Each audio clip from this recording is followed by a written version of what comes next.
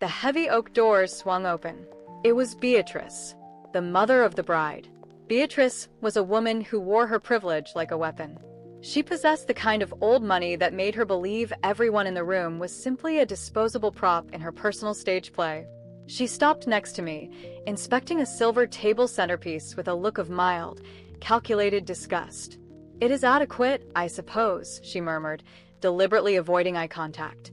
Then, she finally turned her gaze to me, her lips curling into a tight, condescending smile.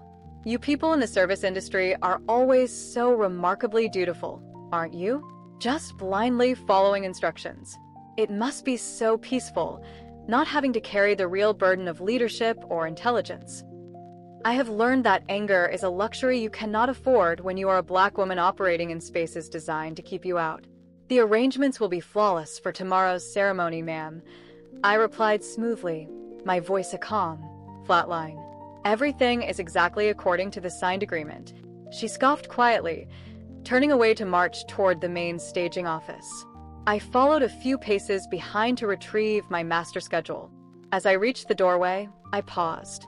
The door was slightly ajar. Through the narrow gap, I watched Beatrice stand alone by the desk.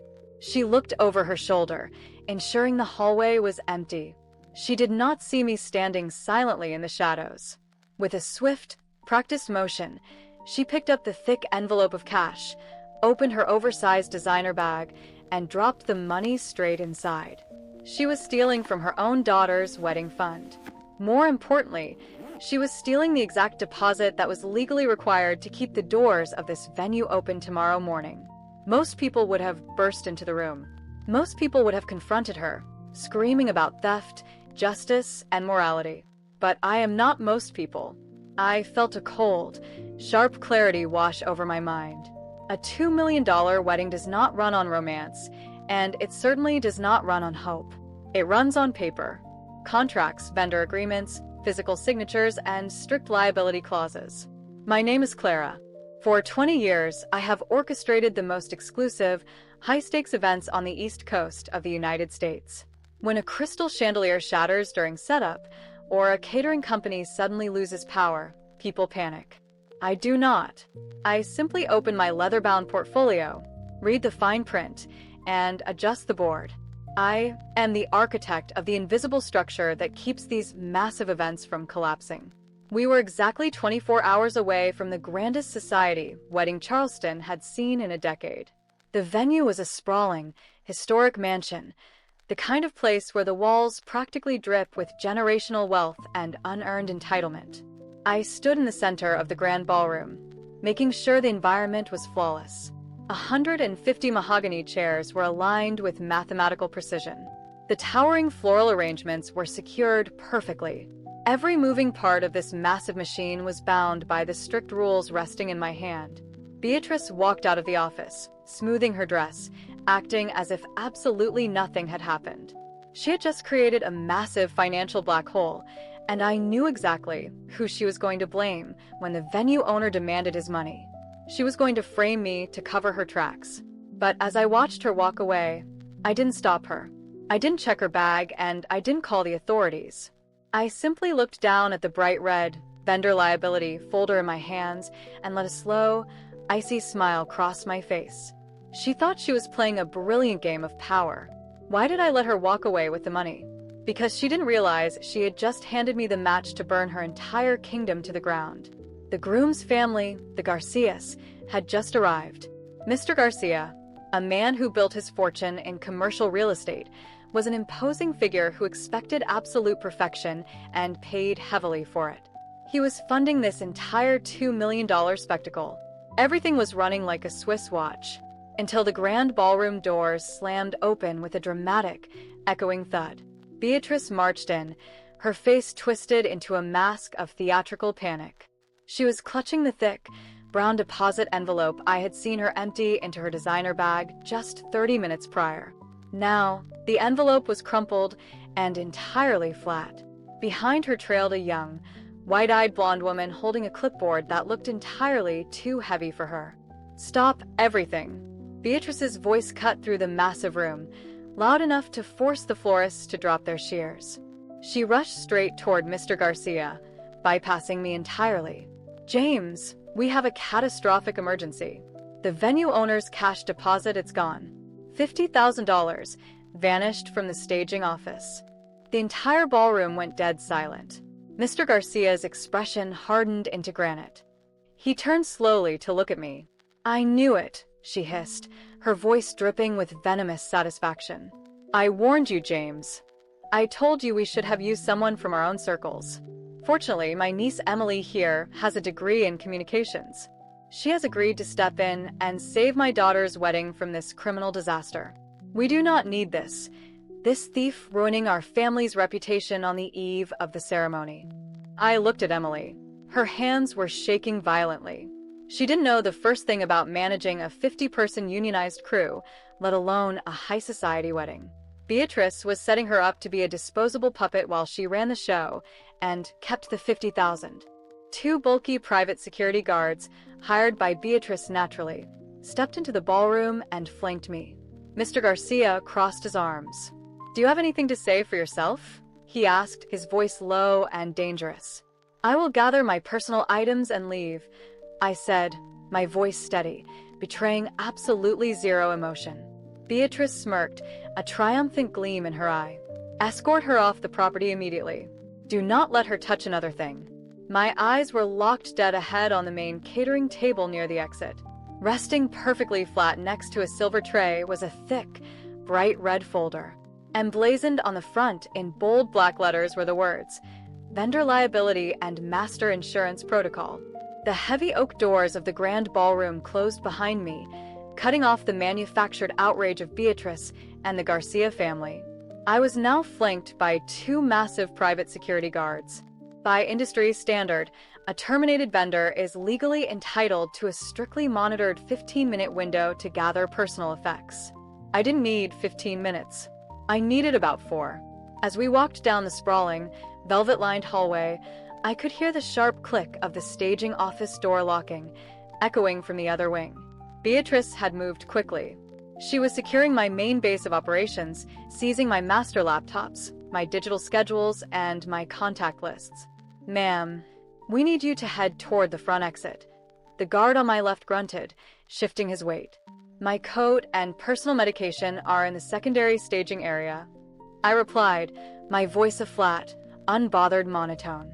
"Section 4B of the venue protocol allows me to retrieve them."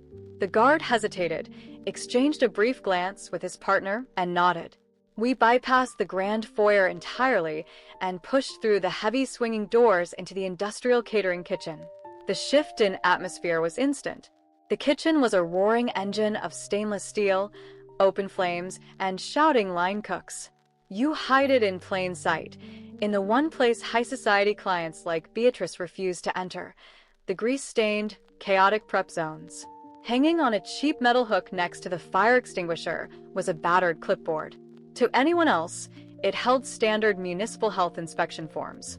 I reached out, flipped the top 3 pages of boring health codes, and slid out the 2 carbon copy sheets secured underneath.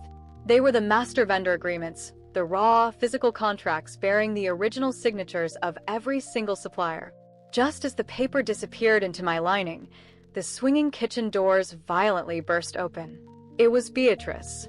Her chest was heaving, her perfectly styled hair slightly out of place. She had realized, a minute too late, that I hadn't been thrown directly out the front door. She had sprinted down the service corridor, panicked at the terrifying thought of me speaking to the culinary team and exposing her theft to the working class. What is she still doing here? Beatrice shrieked, the shrill sound cutting right through the heavy noise of the industrial kitchen. The line cooks froze. Chef Marcus looked up, wiping his hands on a towel, thoroughly confused. Beatrice marched toward me, her eyes darting frantically. "She is fired. Remove her from this room immediately. Do not let her speak to anyone." She positioned herself between me and the chef, physically blocking my line of sight, panting heavily. She thought she had intercepted me. She thought she had successfully stopped the bleeding. "I'm leaving right now, Beatrice," I said quietly, giving her a slow nod. I turned my back on her and took 2 steps toward the exit. Then, pausing just beside Chef Marcus, I casually pulled a brightly colored, single-page document from my inner pocket.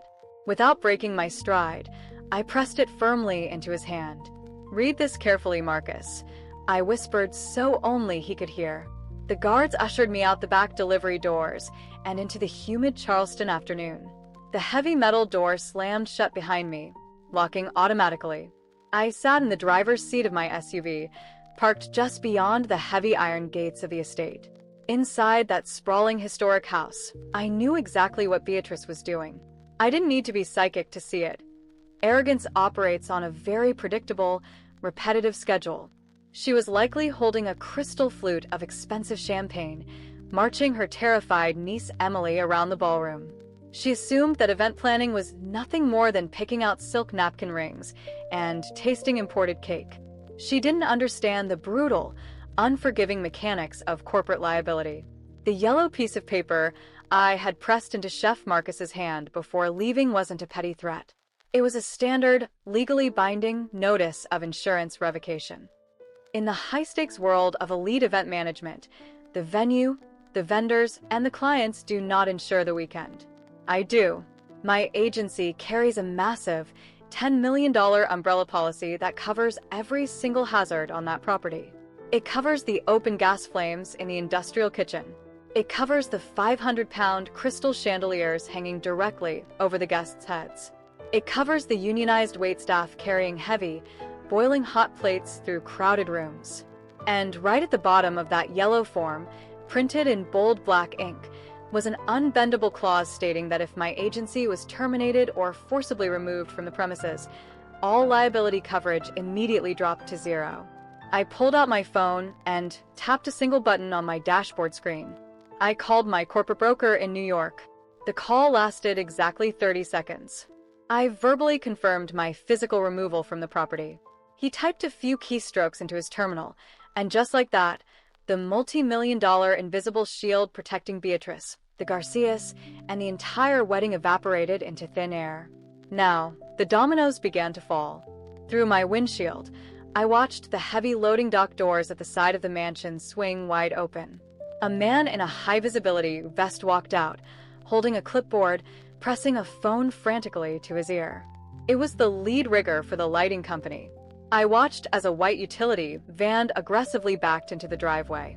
The floral team was already taking down the exterior archways.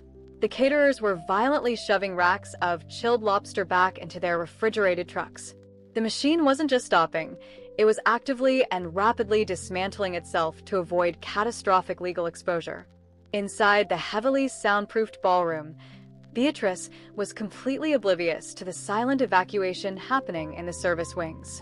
The sun was beginning to set, casting long shadows across the immaculate lawn. The first fleet of black luxury cars was turning onto the main avenue, carrying 300 of the wealthiest people in the state for the exclusive rehearsal dinner.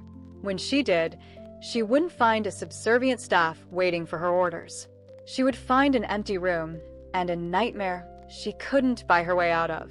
What exactly was waiting for her in that kitchen? I stepped out of the air-conditioned sanctuary of my SUV, my slim leather portfolio tucked neatly under my arm. The heavy, humid Charleston air hit me immediately, but I felt perfectly chilled. I walked back up the sweeping gravel driveway toward the main entrance of the historic estate. There were no private security guards rushing out to stop me this time. I entered the grand foyer. The absolute silence that usually defined this aristocratic space was broken by the sharp, echoing sounds of industrial packing tape and heavy metal dollies rolling across the hardwood. I walked purposefully toward the grand ballroom, my footsteps steady and unhurried. When I reached the open double doors, I stopped in the archway to observe the masterpiece of my own destruction. The room was unrecognizable. The towering, majestic floral centerpieces were gone, replaced by bare folding tables. The hundreds of mahogany chairs were stacked high, being wheeled out the side exits by tight-lipped union workers. The crystal glassware was already boxed. In the very center of this rapid, mechanical teardown stood Beatrice. She looked like a queen whose castle was actively being repossessed. She was spinning in frantic circles, her expensive silk dress catching the harsh, unfiltered staging lights. She was grabbing at the arms of passing waitstaff, demanding they stop, ordering them to unpack the tables. Suddenly, the heavy side doors slammed open with terrifying force. It was James Garcia, the groom's billionaire father. He had just arrived from the rehearsal dinner preparations, anticipating a pristine final walkthrough of his massive investment. Instead, he stepped into a barren, echoing warehouse. His face immediately hardened into a mask of pure, unadulterated fury. He didn't shout. Men with his kind of money rarely need to. He simply demanded an explanation with a voice so low and commanding it froze the remaining workers in their tracks. Beatrice saw her opportunity. She practically sprinted toward him, tears of manufactured panic already forming in her eyes. She pointed frantically toward the departing caterers, her voice trembling with theatrical outrage. She told him that the vendors were incompetent, that the entire situation was a disaster, and that the fired planner, meaning me, had maliciously ordered a strike out of pure spite for being caught stealing. I decided it was time to clock back in. I stepped fully into the ballroom. The sharp click of my heels against the bare floorboards drew their attention instantly. Beatrice gasped, her eyes widening in a mixture of profound shock and rising terror. She tried to summon her previous authority, pointing a trembling, manicured finger at me. I did not acknowledge her. I didn't raise my voice, and I certainly didn't engage in a shouting match. I maintained a calm, neutral expression, walking a straight line until I stood directly in front of Mr. Garcia. The air between us was thick with tension, but my pulse was as steady as a metronome. "Mr. Garcia," I said, my voice smooth, professional, and entirely devoid of emotion. "The venue deposit was never stolen, nor was it misplaced. It was formally and legally removed from my custody exactly 1 hour before I was escorted off the premises." Beatrice let out a sharp, derisive laugh, calling me a desperate liar. I didn't look at her. 2 hours earlier, when Beatrice had demanded to inspect the cash envelope to ensure the venue was being paid with the correct denominations, I had simply slid this form across the desk. She had been so blinded by her own arrogance, so dismissive of the service workers' paperwork, that she had impatiently scribbled her name without reading the header. She thought she was signing a meaningless access log. She didn't realize she was legally adopting the full custody of $50,000. Mr. Garcia looked down at the document. Right at the bottom, printed clearly in blue ink, was Beatrice's sweeping, unmistakable signature, right next to the exact timestamp of the transfer. The ink proved exactly who took the money, long before she slipped it into her designer bag. Mr. Garcia read the document twice. His eyes traced the signature, and then he slowly lowered the paper. He turned his head toward Beatrice. The silence in that cavernous ballroom wasn't just quiet, it was heavy, pressing down on the bare wooden floors, the remaining crew members, and most heavily on Beatrice. I stood perfectly still, my hands loosely clasped in front of me, watching Mr. Garcia's eyes trace the blue ink of her signature for a third time. "You took the cash," he said. It wasn't a question. It was a granite-solid fact. Beatrice's meticulously crafted aristocratic facade shattered in an instant. Her face flushed a deep, panicked crimson. She opened her mouth, her hands fluttering defensively, but the elegant, passive-aggressive vocabulary she usually wielded so effortlessly completely failed her. She stammered something completely incoherent about a misunderstanding, about moving the funds for temporary safekeeping, and about my supposed overarching incompetence. It was pathetic. It was the distinct sound of a woman realizing that her lifelong privilege had finally collided with an immovable wall of raw, documented truth. Mr. Garcia didn't let her finish the thought. He raised one hand, a sharp, commanding gesture that instantly cut off her frantic, bubbling excuses. He turned seamlessly to his private security team, the exact same bulky men who had proudly escorted me out of the building just a few hours prior. "Remove her from the property," he ordered coldly. "She is no longer permitted on the grounds for the rehearsal dinner tonight. Tomorrow, she may attend the ceremony as a standard guest in the back row.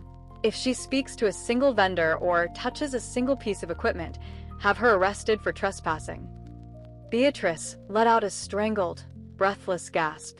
She looked frantically around the massive, empty room, searching desperately for an ally, for someone to save her from the absolute public humiliation of being physically thrown out of her own daughter's wedding. But there was no one. When the heavy wooden doors clicked shut, plunging the ballroom back into a tense silence, Mr. Garcia finally turned to me. He didn't offer a warm, emotional apology, and I didn't expect one.